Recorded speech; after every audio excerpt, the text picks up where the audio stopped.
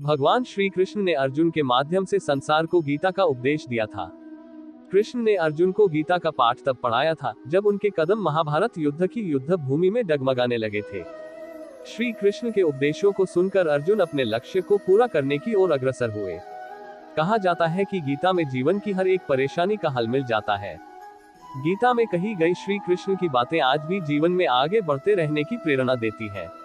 ऐसे में किसी भी परेशानी का हल पाने और जीवन में सफलता पाने के लिए गीता की कुछ बातों का ध्यान रखना चाहिए। माना जाता है कि जो भी व्यक्ति गीता की इन 5 बातों का जीवन में अनुसरण कर लेता है, वह हर काम में जरूर विजय हासिल कर लेता है। आइए जानते हैं गीता के अनमोल उपदेश जो जीवन को नई राह दिखाते हैं। 1. फल की इच्छा छोड़ कर्म पर ध्यान देना चाहिए।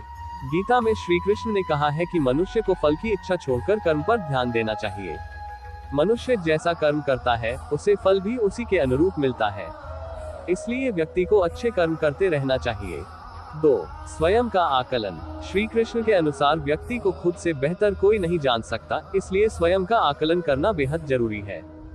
गीता में कहा गया है कि जो व्यक्ति अपने गुणों और कमियों को जान लेता है, वह अपने व्यक्तित्व का निर्माण करके हर काम में सफलता प्राप्त कर सकता है।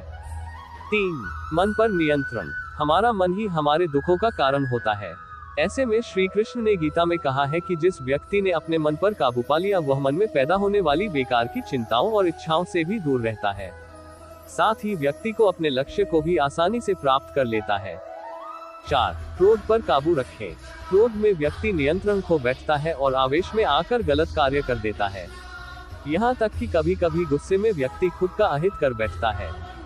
गीता में श्री कृष्ण ने बताया है कि क्रोध को खुद पर हावी नहीं होने देना चाहिए।